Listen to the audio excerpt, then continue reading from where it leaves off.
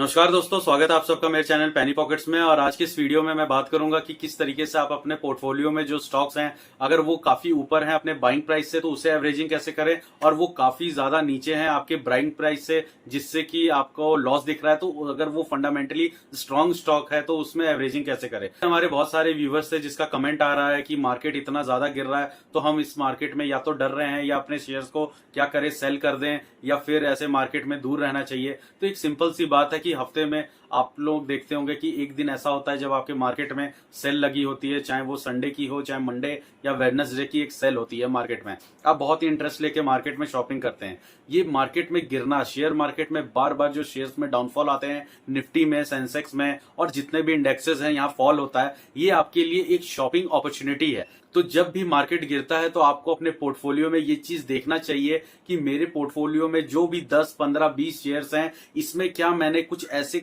Garbage वाले shares तो नहीं ले रखे जिसे मुझे नहीं लेना चाहिए था और इस तरह के गिरते हुए मार्केट में बहुत ही ज्यादा करेक्शन दिखा रहा है, या फिर मुझे मेरे पोर्टफोलियो को दोबारा रीस्ट्रक्चर करना है। तो वहीं आपको ये चीजें स्टडी करके देखनी होती है कि अगर आपके पोर्टफोलियो के अंदर कोई एक ऐसा स्टॉक है जो फंडामेंटली बहुत अच्छा है, जो कि एक ग्रोइंग सेक्टर से बिलोंग करता है, जैसे पावर, रेलवे या फिर फाइनेंस, ये एक ग्रोइंग सेक्टर हो गए, या फिर वो इंफ्रास्ट्रक्चर से रिलेटेड है, लेकिन वो शेयर बहुत ही मजबूत है, एक अच्छे ग्रुप से बिलोंग करता है, उसकी पास्ट हिस्ट्री अच्छी है, सीजीआर के साथ वो कंपाउंड होते हुए आया है शेयर, और आपने हाल फिलहाल में इन्वेस्ट किया है या फिर थोड़े से पहले टाइम में भी किया है। अगर उसके अंदर आपको डाउनफॉल दिखता है तो आप कंपनी के जो चार्ट्स होते हैं, कंपनी की बैलेंस शीट है, कंपनी के क्वार्टर रिजल्ट्स हैं, आप उस पर फोकस बनाएं। कंपनी के जो लेटेस्ट न्यूज हैं कि उस कंपनी में अभी क्या चल रहा है, नए अपडेट क्या है, आप वहां फोकस करें। अगर सारा कुछ ठीक है, कंपनी के रेवेन्यूज ठीक है, प्रॉफिट ठीक है, कंपनी के अंदर कोई प्रॉब्लम नहीं चल रही है,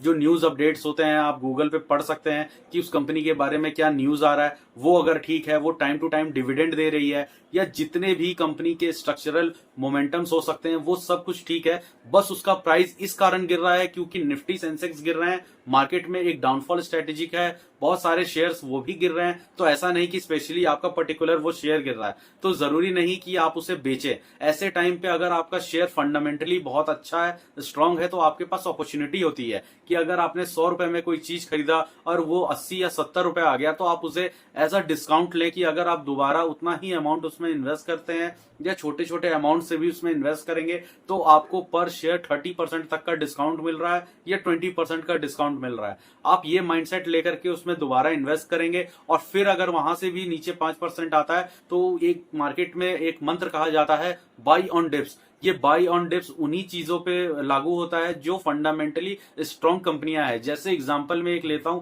आईआरएफसी, जो कि फंडामेंटली स्ट्रॉन्ग है बट अपने 230 के लेवल से गिरता हुआ 150 तक आया है। तो एक समझदार इन्वेस्टर टाइम टू टाइम उसमें इन्वेस्ट करेगा, अपनी क्वांटिटीज ऑफ शेयर को बढ़ाएगा, और अपना जो एवरेजिंग प्राइस या तो नीचे का है तो उसे थोड़ा सा मिड में आएगा, या फिर ऊपर के प्राइस पे है तो वो नीचे के प्राइस पे आएगा। लेकिन जब भी आईआरएफसी का समय आएगा, उस सेक्टर में दोबारा बूम होगा, वो सेक्टर चलने लगेगा, तब आईआरएफसी का प्राइस अगर दोबारा अपने जो ऑल टाइम हाई प्राइस था 230 उसके आसपास भी जाता है, तो पहले जब वो गया था उससे कहीं ज्यादा प्रॉफिट वो इस बार आपके पोर्टफोलियो में दिखेगा, क्योंकि इस बार आपके पास क्वांटिटी ज्यादा है, आपका इन्वेस्टमेंट अमाउंट ज्यादा है, और आपके पास नंबर ऑफ शेयर्स की जो क्वांटिटी है वो चीजें पर शेयर ऑफ जो इनकम होती है वो दिखेगी। तो ये कुछ एग्जांपल्स होते हैं जिसके वजह से आपको अपने पोर्टफोलियो को मैनेज करने में काफी हेल्प मिलेगी। और भी कई ऐसे फंडामेंटली लार्ज कैप या मिड कैप के स्टॉक्स होते हैं, जैसे अगर मैं पावर सेक्टर की बात करूं तो टाटा पावर पे मैं काफी बुलिश रहता हूं। तो अगर आपने टाटा पावर आज से 1 साल पहले लिया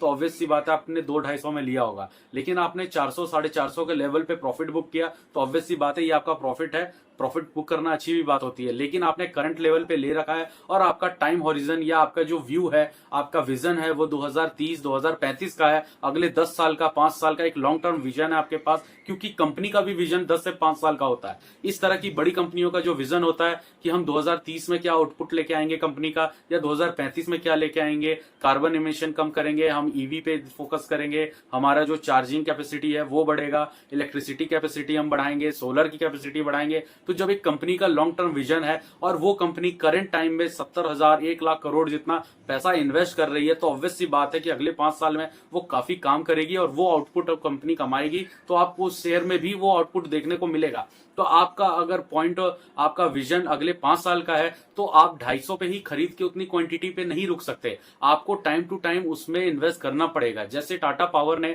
अगर 400 का अपना एक लेवल सेट कर लिया है कि मार्केट में कितनी भी उठापटक होती है ये 475 485 तक जाता है, लेकिन अगर गिरता भी है तो 420 या 410 के नीचे नहीं आता है। आप इसका ग्राफ देख सकते हो। तो ऐसे शेयर्स में जब जब डिप मिले, मतलब 420 का लेवल आता है, तो वहां पे आपको इन्वेस्टमेंट करना चाहिए, ताकि आपकी जो नंबर ऑफ क्वांटिटीज है वो बढ़ जाए शेयर की, और आपका एवरेजिंग प्राइस भी 300, 350, 350 इस तरीके से बढ़ता रहे, लेकिन 400 के अंदर ही वो प्राइस रहेगा और वहां पे आपके पास क्वांटिटीज ज्यादा होंगी। इस तरह से अगर ब्रोकरेजेस उसे आगे टारगेट देते हैं 525, 550 का, तो आने वाले समय में साल 2 साल में जब भी इसका शेयर 30% और ग्रो करके 525 जाता है, तो आपके प्रॉफिट ज्यादा होंगे, आपके पास नंबर ऑफ शेयर ज्यादा होंगे, क्योंकि वो एक फंडामेंटली रिच कंपनी है, कंपनी का शेयर प्राइस अच्छा है, कंपनी ग्रो कर रही है और उसके पास विजन है। तो ये 2 एग्जांपल ऐसे हो गए जिन्हें आप पोर्टफोलियो में रख के बाई ऑन डिप, जब जब नीचे गिरे तब आप ले सकते हैं। अगर वो आपके एवरेजिंग प्राइस से नीचे है तो हर 10 से 15% के फॉल पे आप खरीदिए,